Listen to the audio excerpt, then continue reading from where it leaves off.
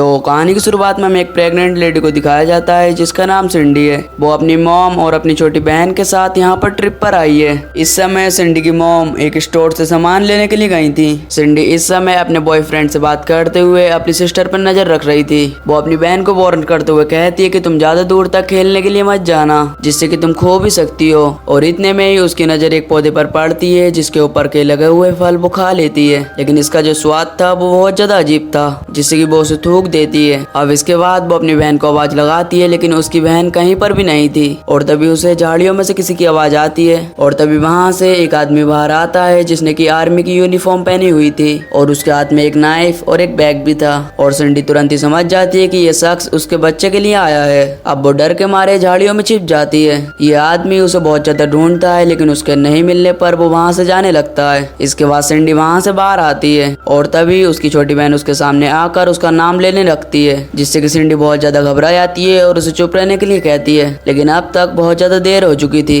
वो आदमी वापस आ जाता है और सिंडी को पकड़ लेता है और तभी सिंडी की बहन एक जगह पर जाकर छुप जाती है और वो वहीं से सब कुछ देख रही थी। और इसके बाद वो किलर उस लड़की को भी देख लेता है। अजीब बात तो यह है कि वो उसके साथ कुछ भी नहीं करता, वो उसके साथ बिना कुछ करे ही वहाँ से चला जाता है। लेकिन इस लड़की को उसके बैग के अंदर से बच्चे के रोने की आवाज आ रही होती है और तभी वो जल्दी से अपनी बहन के पास जाती है, लेकिन उसकी बहन तो अब तक मर चुकी थी। उसका पेट फटा हुआ था और उसका बच्चा जो है वो गायब है, यानी कि वो किलर सिंडी को मार कर उसके बच्चे को ले गया। इसके बाद सीन शिफ्ट होता है और हमें एक नए कपल को दिखाया जाता है, जिनमें से लड़की का नाम होता है जूलिया और लड़की का नाम पैट, जो कि अपने वीकेंड एंजॉय करने के लिए झील के किनारे के केबिन पर जा रहे होते हैं। जूलिया इस समय प्रेग्नेंट होती है और उन दोनों ने अपने बच्चे का नाम भी रख लिया था, जो कि कैनी होगा। रास्ते में एक लोकल शेरिफ उन्हें रोकता है और उनसे लाइसेंस दिखाने को कहता है, लेकिन जूलिया ने उस शेरिफ को पहचान लिया होता है। तब वो दोनों आपस में बात करने लगते हैं, लेकिन जब वो ये सुनता है कि ये दोनों उस केबिन में जा रहे हैं जहाँ पर सिंडी की मौत हुई है,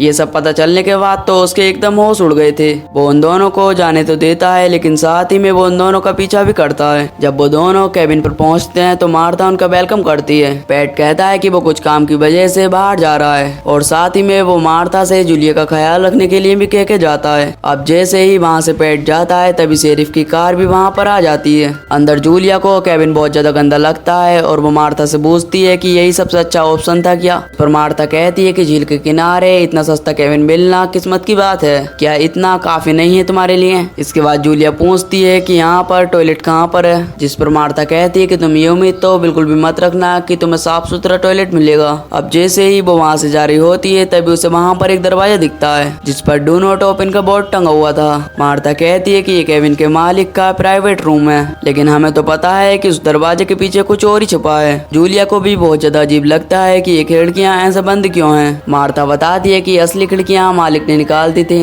और शिकारी घर के अंदर ना घुसे, इसलिए नाव भी घर के बाहर ही खड़ी कर दी थी। अब इसके बाद वो दोनों बाहर झील के किनारे बैठे हुए थे, जहाँ पर मार्था कहती है कि जब उसने पैट को जूलिया के साथ देखा था तब उसे डर था कि जूलिया कहीं उसे छोड़ ना दे। अब तभी जंगल के बीचों बीच से कुछ आवाज आने लगती है, जिस पर मार्था चाकू लेकर वहाँ पर चेक करने के लिए जाती है, लेकिन वहाँ पर तो कोई भी नहीं था। इसके बाद जूलिया एक पुरानी फोटो को देखती है जहाँ पर एक शेरिफ और एक आदमी था, जिस पर मार्था बताती है कि वो आदमी केबिन का मालिक है और वो शेरिफ का पुराना शिकारी दोस्त भी है। अब तभी अचानक से दरवाजे को कोई नॉक करता है, जिस पर मार्था पूछती है कि कौन है, लेकिन इस पर उसे कोई भी जवाब नहीं देता।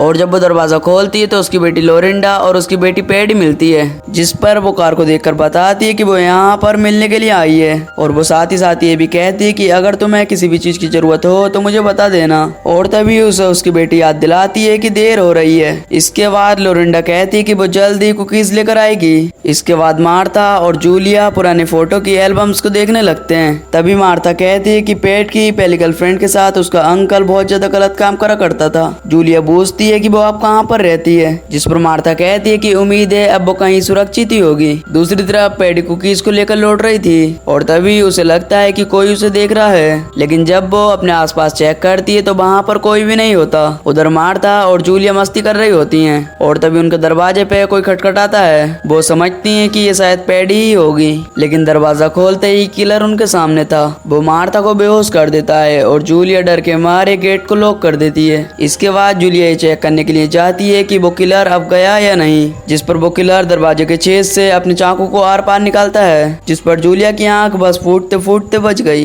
इसके बाद पैडी भी वहाँ पर आती है। वो वहाँ पर जूलिया को आवाज भी देती है, लेकिन जूलिया देखती है कि किलर ठीक उसके पीछे ही था और तभी वो जल्दी से पैडी को अंदर खींचती है, जिस पर पैडी डर कर पूछती है कि आखिरकार वो आदमी कौन था। जिस पर जूलिया कहती है कि मुझे लगता है कि वो शायद मेरा बच्चा चुराने के लिए आया है। वो बताती है कि मैंने न्यूज में देखा था कि यहाँ पर एक ऐसा आदमी है जो कि औरतों से बच्चों को छीनता है। जिस पर पैडी कहती है कि पापा के पास में एक गन तो थी, लेकिन वो सीक्रेट रूम में है। और तभी वो एक चाबी की मदद से उस रूम के दरवाजे को खोलती है और इसके बाद में हमें यहाँ पर पता चलता है कि ये घर जो है वो पैडी के डैड का है। सीक्रेट रूम में तो काफी ज्यादा मांस पड़ा हुआ था, जिस पर पैडी कहती है कि दरअसल उसके डैड खरगोश का शिकार किया करते थे। इसके बाद उन्हें वहाँ पर एक शॉटगन मिल जाती है और तभी वहाँ पर लोरिंडा दरवाजे को नॉक करती है। अब तभी जैसे ही जूलिया दरवाजे को खोलती है तभी वो किलर लोरिंडा के ऊपर आकर गिरता है और वो किलर लोरिंडा को ले जाता है। पैडी रोते हुए जूलिया से कहती है कि मेरी मॉम की मदद करो, लेकिन जूलिया कहती है कि अगर हम गए तो सबके सब मारे जाएंगे। जिसके बाद वो किलर लोरिंडा को बाहर बांध कर डाल देता है। वो ये सब जानबूझकर कर रहा था ताकि अंदर से कोई न कोई तो बाहर आए। अब तभी जूलिया पैडी को वहीं पर छुपा देती है और वो खुद बंदूक लेकर बाहर आती है, लेकिन वो गन जो थी वो यहाँ पर जाम हो जाती है। जिसके बाद वो लोरिंडा को फंदे पर लटका हुआ पाती है और जूलिया भी बाहर आती है।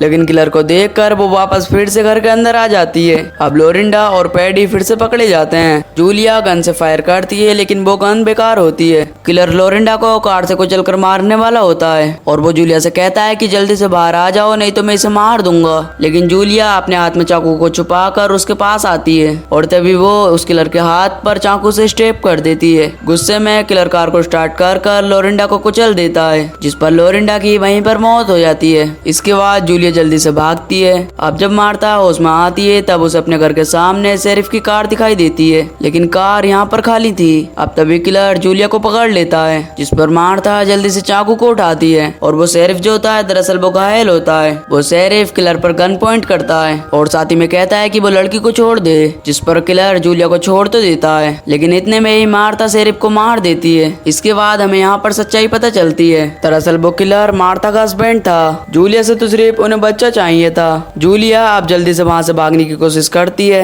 लेकिन इतने में ही उसका लीवर पेन शुरू हो जाता है। वो जल्दी से कार में आकर बैठती है, लेकिन मार्था के हस्बैंड ने पहले ही कार के बाहर काट दिए थे। फिर इसके बाद यहाँ पर एक और कार आती है और एक लड़की उसकी मदद के लिए वहाँ पर रुकती भी है, लेकिन मार्था का हस्बैंड फिर से जूलिया को पकड़ लेता है। इसके बाद अगली सुबह मार्था जूलिया की डिलीवरी करवाती है और साथ ही में वो कहती है कि बच्चे को तो तुम जन्म दे रही हो, लेकिन उसकी असली माँ तो मैं ही हूँ। जूलिया उससे वहाँ पर रोते हुए कह रही होती है कि प्लीज मेरा बच्चा मत लो, जिस पर मार्था कहती है कि मैं इस बच्चे का नाम मार्था रखूंगी। जिस पर जूलिया समझ जाती है कि पहले वाली कहानी मार्था की थी। मार्था यहाँ पर माँ नहीं बन सकती और इसीलिए वो जूलिया का बच्चा चाहती है। इसके बाद डिलीवरी यहाँ पर हो जाती है। इसके बाद मार्था का हस्बैंड भी वहाँ पर आता है और वो वहाँ पर जूलिया को पीटने लगता है। मार्था बच्चे से कहती है कि चलो घर चलते हैं, तुम्हारे भाई बहन इंतजार कर रहे हैं। इसका मतलब यह है कि वो पहले भी बच्चों को चुरा चुके हैं। मार्था का हस्बैंड कहता है कि मैं जूलिया को नहीं मार सका, मैंने सिर्फ उसकी आंखें ही फोड़ दी हैं। इसके बाद वो दोनों कार में आकर बैठ जाते हैं। इसके बाद हम देखते हैं कि पैडी अभी भी जिंदा है और वो एक झील के किनारे छिपी हुई है और जूलिया भी अभी भी जिंदा है, लेकिन अब उसकी आंखें उसके पास नहीं रही। और दोस्तों इसी के साथ ये मूवी यहीं पर खत्म हो जाती है। तो दोस्तों आपको वीडियो का एक्सप्लेनेशन कैसी लगी हमें नीचे कमेंट कर जरूर बताना,